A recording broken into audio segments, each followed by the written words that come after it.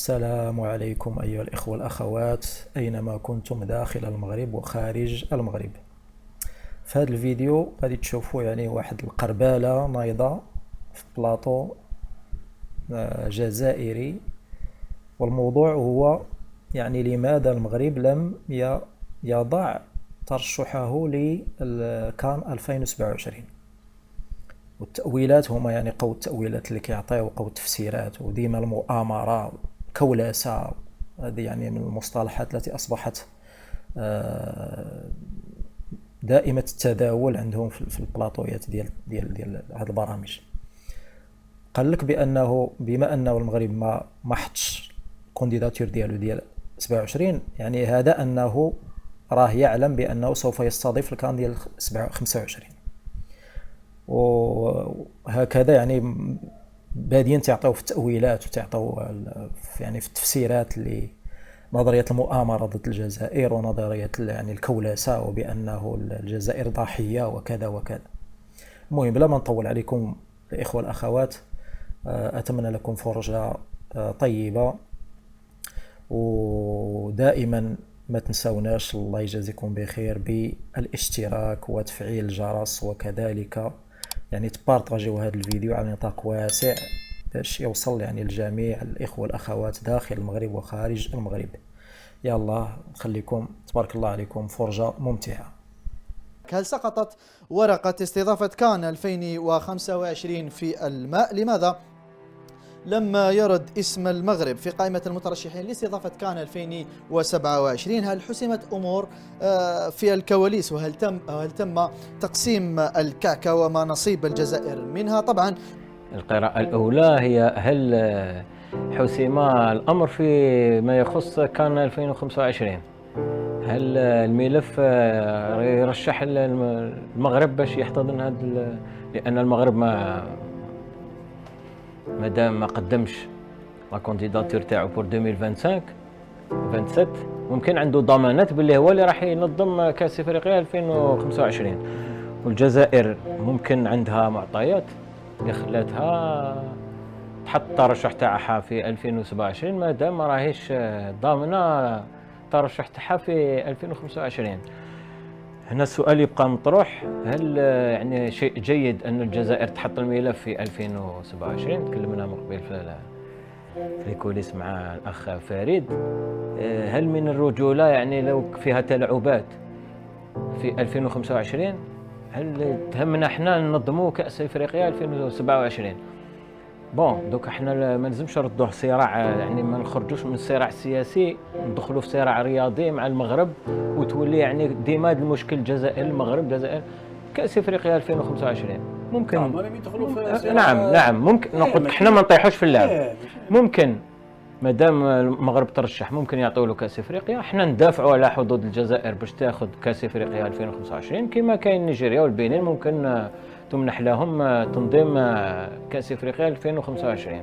نسمعوا كي حنا كي البوراندي كي بلد اخر نقعدوا نسمعوا الا البيانات ونشوفوا الى البيانات، ما نسمعش كل ما يجري في اروقه الكاف، كل ما يجري في الكاف، كل الكولسه اللي تجري في الكاف، لانه اللي يقول لك ما كانش كولسه مازال ما فهم والو في افريقيا. واضح مصطفى مزرح انه نعودوا. عماد لو تسمح لما يكمل فريد نروح لفريد وبعد نجي هو اللي عندي. واضح. عندك قراءة فريد تشوف انه القراءة الاتحاد الافريقي دار بيان الجزائر ضمن البلدان المترشحة لاستضافة كان 2027 وهي ضمن البلدان ايضا المترشحة ل 2025. هنا تكون عندك قراءة ليس كذلك؟ قراءتي قلتها لك بين الاسطر يا عماد. لو اتضح بان كان 25 سوف تذهب إلى المغرب وسوف تحتضن تصفيات كأس العالم هذه الكان، فمن العيب أن نترشح ل 27. من العيب أن نترشح ل 27. لا نترشح ل 27 ما دام أننا خسرنا ملف الترشح ل 25 وخسرنا أيضا معركة تفادي يعني وضع النهائيات الكان كتصفيات للمونديال. أنا لا أستسيغ هذا المنطق. إذا كان ملف الترشح إلى 25 يذهب بصورة عادية إلى المغرب فمبروك على المغرب، لكن أن يذهب إلى المغرب وأن نغير طريقة يعني تصفيات التأهل إلى المونديال ونضعه في نهائيات كأس إفريقيا، فهذا من العار على إفريقيا ومن العيب على الجزائر أن تقبل بهذا المنطق وتترشح ل 27. هذه هي قراءتي. واضح فعلا. كانت عندك إضافة أمين؟ في الإضافة تاعي هي أن ما لازمش ننساو باللي رئيس الكاف موتسيبي كان بوندون الشان كان في الجزائر، حضر غدا راح يكون في الجزائر، حضر عدة مقابلات، وكان عنده لقاء مع رئيس الجمهورية ومع المسؤولين الكبار في البلاد الرسميين. هذوك اللقاءات يعني ما جوش سودا هكذا، فيهم قراءة كذلك. ممكن كان كلام حول تنظيم الكان، لأن احنا تكلمنا على الدبلوماسية الرياضية. ممكن المسؤولين على الرياضة في هذاك الوقت ما كانوش في المستوى، كما قال لك اخ مصطفى، ما راناش في الهيئات الرسميه تاع الكاف، ما عندناش نفوذ. احنا النفوذ نهضروا عليه بالجانب الايجابي باش ندافعوا على لي زانتيري تاع بلادنا، ماشي باش نديروا في الكولاسه ولا واش قلت مصطفى. وكان المكتب التنفيذي فيما راني جايك معليش، هو اللي يصوت عليه، هو اللي راح يصوت. راني جايك. واش راح يغير؟ مادام موتسيبي هو من جنوب افريقيا، ومادام علاقات جد وطيدة بين الجزائر وجنوب افريقيا، هنا تستغل هذه العلاقات باش تدافع على ترشح الجزائر في اللي كان 2025. احنا ندافعوا على الملف بكل قوة، ولكن لو نحيو المشاكل السياسية الموجودة بين الجزائر والمغرب، الناحية السياسية، المغرب كذلك بلد عنده منشآت، عنده يعني ما يكفيه باش يقدر ينظم كاس افريقيا، وهذا شيء عادي، ما نخلطوش الامور. ولكن لو كما قال مسؤول فارس، لو تكون تلاعبات اخرى، لان رئيس الفيدراليه المغربيه نعرفوا التلاعبات تاعو، شفنا باللي في المنتخب المغربي ما جاش في الشان، كانوا مشاكل اخرى. لماذا الان سياتي قانونيا امين قانونيا ما يقدرش ينظم؟ لانه البلد اللي تتكلم عليه كانت عنده فرصه في 2015 ورفضها وانسحب قانونيا. نعم، ما يقدرش ينظم. كان يقولوا قوانين، وكان يقولوا القوانين، نتكلموا على القوانين هكذا. كي تقول انت البلد اللي راح ينظم، اللي راه ينافس في الجزائر هكذا، وكان نتكلم منطق تاع القوانين بدون ان نتكلم على الكولاسه، ما عندوش الحق ينظم. طبعا الى بايتي سانكسيوني وما جاش ما عندوش قانون، ما عنده حتى حاجه. والان هو جاي الجزائر بالمنتخب U17، وهاو شفنا الفرق المغربيه جات لعبت في الجزائر وما كانش مشكل. اذا المشكل السياسي واش معناتها يضغطوا علينا من الناحيه الرياضيه وما يقدروش. معناتها المكتب التنفيذي هو اللي درناه بلا المغرب وجاز. المكتب التنفيذي هو اللي قرر. ولكن المكتب التنفيذي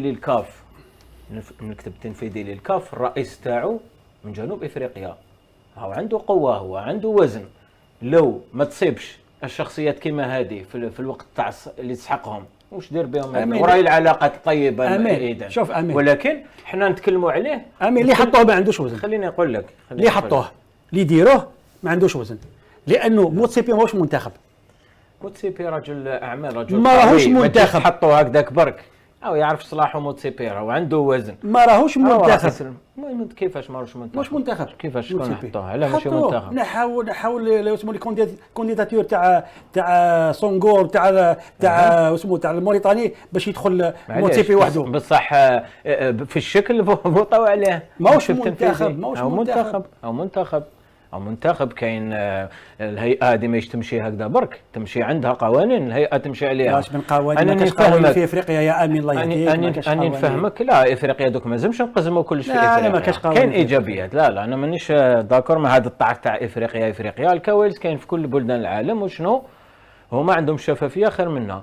حنايا الجزائر الحق وقت وين لازم نكون عندنا وجود، كيفاش بلد قاره. انا نقولوا باللي الجزائر بلد قوي ومن الناحيه السياسيه ملف. احنا من فضلك نطرح عليك سؤال من جانب اخر. تشوف انه المغرب بحصوله على ضمانات حصول على كاس افريقيا 2025 ما ترشحش ل 2027؟ ممكن. يعني قلت لك هذا الفرضيه قلتها لك من الاول. كاين شيء اخر حبيت نربطه لك بهذا الملف، مادام راهو جاي في النقطه تاع الثانيه ما حبيتش نستبق على السؤال تاعك، ولكن كل الاشياء مرتبطه. لان انت طرحت كي تقدم النقطه الثانيه تاع ممكن ان الجزائر تعطى لها سي البلان بي تاع كاس افريقيا 2025، نعطيك الجواب تاعي. واضح امين باش نكمل لك في الشرح. في الطرح. واضح.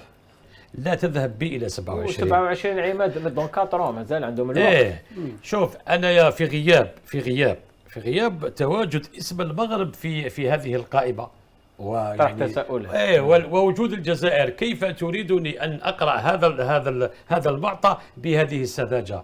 اما ان الكل يعلم بان 25 فازت بها المغرب وهي تحصيل حاصل ونذهب الان الى 27، لكن انا اقول لك لو فازت المغرب ب 25 يعني أنا متأكد بأنها كواليس، يعني مثل ما كان يقول أمين، أنا ضد ما كان يقول أمين، أنا متأكد بأن المغرب سوف يفوز ب 25 بالكواليس وليس بغير ذلك. يقول ما كاش كواليس في افريقيا وغلط. لا خليني أقول لك حاجة، عندما قال أمين منذ قليل أن الأمور الكواليس موجودة في كل القارات، هل سمعت يا أمين بأن نهائي تشامبيونز ليج في أوروبا اليوم هو مقرر في بلد معين وفي طيب هل عندما تتأهل الريال وتتأهل السيتي إلى النهائي نغير ملعب احتضان النهائي إلى ملعب السيتي أو الريال؟ هذا لم يحدث إلا في إفريقيا في الطبعة الماضية عندما غيروا الملعب بين الأهلي والوداد. نقول لك أنا فريد معناتها حبيت نقول لك باللي المغرب كذلك بلد عنده إمكانيات باش ينظم كأس إفريقيا. لا أحد سوف ينفي هذا المنطق. لا وممكن تروح البنين والنيجيريا ما طرحني الجزائر المغرب كان طرحه فريد. لذلك أنا لست ضد هذه الفكرة.